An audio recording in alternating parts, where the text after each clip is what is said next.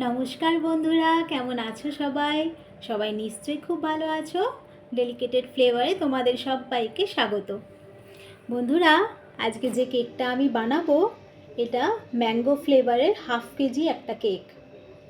তো normally mango ফ্লেভারের cake আমার কাছে আসলে সিজন ছাড়া আমি কিন্তু কেকের অর্ডারটা অ্যাকসেপ্ট করি না, কারণ ওপরে ম্যাঙ্গো ডিজাইন, ম্যাঙ্গো ডেকোরেশনের জন্য কিন্তু ম্যাঙ্গো পাওয়া যায় না মার্কেটে।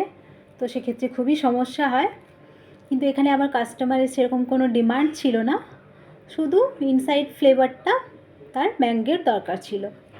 তো সেক্ষেত্রে আমারও আর কোনো প্রবলেম ছিল না, কারণ আমার কাছে ম্যাঙ্গো ক্রাশটা অ্যাভেলেবেল ছিল, আর সেই জন্য আমি অর্ডারটা অ্যাকসেপ্ট করে নিয়েছিলাম।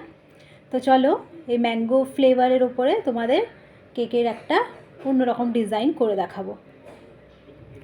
তো প্রথমেই আমি স্পঞ্জটাকে 3টে স্লাইসে কাট করে নিয়েছিলাম। এখানে আমার কেকটার একটু বেশি হাইটেড হওয়ার দরকার ছিল, তো সেক্ষেত্রে আমি 6 ইঞ্চ টিনে যে স্পঞ্জটা বেক করেছিলাম সেটাকে আরও একটু ছোট করে আমি কেটে নিয়েছিলাম। আর তার ফলে কি, যে ছোট ছোট টুকরোগুলো বেঁচে গেছিলো সেটা দিয়ে আমি একটা এক্সট্রা লেয়ার এখানে তৈরি করে নিয়েছি, যার ফলে আমার কেকটাতে মোট 4টে লেয়ার আমি বানিয়েছি। তো দেখো, ছোট ছোট টুকরোগুলো আমি একটা লেয়ারে দিয়ে দিয়েছি। আর সেম একই প্রসেসে আমি এর উপরেও সুগার সিরাপ স্প্রে করে দিয়েছি, তারপরে কিছুটা ক্রিম অ্যাপ্লাই করেছি, আর এর উপরে আমি ম্যাঙ্গো ক্রাশটা দিয়ে নিয়েছি। এবার ফাইনাল যে স্পঞ্জটা ছিল, 4th লেয়ারটা, সেটাও আমি ওপরে দিয়ে দিলাম, সুগার সিরাপ স্প্রে করে দিয়ে এর ওপর দিয়ে আমি ক্রিমটা অ্যাপ্লাই করে নিচ্ছি। আর প্যালেট নাইফের সাহায্যে পুরো ক্রিমটা ভালো করে স্প্রেড করে দিয়ে ক্রাম কোটিংটা ভালো করে করে নেব। আর এরপরে আমি ফ্রিজিং করার জন্য, ভালো করে সেট হওয়ার জন্য 1 ঘন্টা মতো ফ্রিজে রেখে দেব। তো বন্ধুরা, আমি 1 ঘন্টা মতো ফ্রিজে রেখে দিয়েছিলাম, কেকটা আমার ভালো মতোই সেট হয়ে গেছে। তো এবার আমি ক্রিমটা অ্যাপ্লাই করছি, সেকেন্ড কোটিংটা করে নিচ্ছি। আর সেকেন্ড কোটিংটা করে আমি এখানে কেকটাকে একটা প্রপার শেপ দিয়ে নেব। প্যালেট নাইফের সাহায্যে আমি ক্রিমটা ভালো করে স্প্রেড করে দিচ্ছি। আর এবার একটা স্ক্র্যাপার নিয়ে নিয়েছি, আমি স্ক্র্যাপার দিয়ে সাইডের যে সারফেসটা আছে ওটা ভালো মতো স্মুথ করে নেব। আর প্যালেট নাইফের সাহায্যে ওপরে যে এবড়ো খেবড়ো জায়গাগুলো আছে সেগুলোকেও আমি একটা শার্প এজেস বানিয়ে নেব। এবার বন্ধুরা দেখো, প্যালেট নাইফটা দিয়েই আমি এইভাবে কেকটাকে রাউন্ড করে ঘুরিয়ে ওপরে একটা ডিজাইন বানিয়ে দিয়েছি। কেকটা আমি ফল্ট লাইন কেক বানাবো, তো সেজন্য একটা পাইপিং ব্যাগে করে আমি পার্পল কালার কিছুটা ভরে নিয়েছি। কেকটা আমি হোয়াইট আর পার্পল এই দুটো কালার কম্বিনেশনে বানাবো।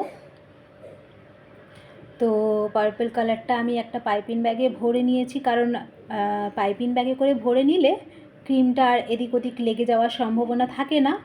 প্রপারলি যতটুকু জায়গায় আমি অ্যাপ্লাই করব সেই মতোই ক্রিমটা কিন্তু আমি লাগাতে পারবো।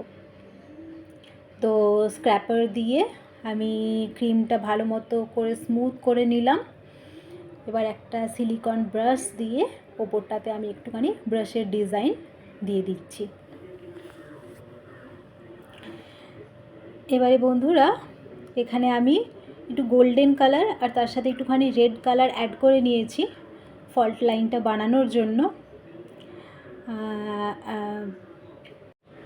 এখানে কেকের ফল্ট লাইনটা বানানোর সময় আমি একটুখানি ফ্রিজিং করার দরকার ছিল, যেটা আমি করিনি, তার জন্য একটু ক্রিমটা বেশি মতো স্প্রেড হয়ে যাচ্ছে। তো যাই হোক, তোমরা যদি বানাও অবশ্যই এইখানটায় করার আগে একটু ভালো করে কেকটা সেট করে নেবে, ক্রিমটা যাতে স্প্রেড না হয়ে যায় ওই কালারটা লাগানোর সময়। তো উপরের ডিজাইন বানানোর জন্য আমি রোজ নজেল দিয়ে এখানে রোজ একটা বানিয়ে নিচ্ছি। আর নাইফের সাহায্যে রোজটা আমি বসিয়ে নিচ্ছি। একটা আমি বড় রোজ বানাবো, আর তার পাশে বসানোর জন্য রোজটা আমি কিন্তু একটু ছোট সাইজের বানাবো। তো দুটো রোজই আমার বসানো হয়ে গেছে। আমার কাছে আর্টিফিশিয়াল কিছু লিভস ছিল, তো এখানে সেই লিভসগুলোই আমি ইউজ করে নিচ্ছি।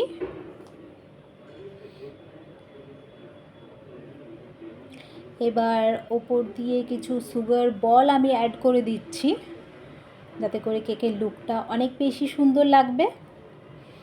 আর ছোট ছোট কিছু সুগার বলও আমি একসাথে করে একটু ডিজাইন করে স্প্রেড করে দিচ্ছি, যাতে করে কেকটা কিন্তু দেখতে খুবই অ্যাট্রাকটিভ লাগবে, কেকের লুকটা অনেক বেশি এনহ্যান্স হবে। তো আমার কেকের ফাইনাল লুক কিন্তু একদমই রেডি হয়ে গেছে। একদম ইজি একটা কেক, তোমরাও ট্রাই করতে পারো। আর কেকটা কেমন লাগলো তোমাদের আমাকে কিন্তু অবশ্যই জানিও কমেন্টের মাধ্যমে। যদি ভালো লাগে তাহলে প্লিজ একটা লাইক করে দিও, চ্যানেলে নতুন হলে চ্যানেলটা সাবস্ক্রাইব করে নিও। আমি রোজই তোমাদের জন্য এমন নতুন নতুন ডিজাইন নিয়ে আসবো। তো তোমাদের ভালোবাসার দরকার আমার। তোমরা সবাই ভালো থেকো আর সুস্থ থেকো। দেখা হবে পরের আবার নেক্সট কোনো একটা ভিডিওতে। তো আজকের মতো tata and thanks for watching.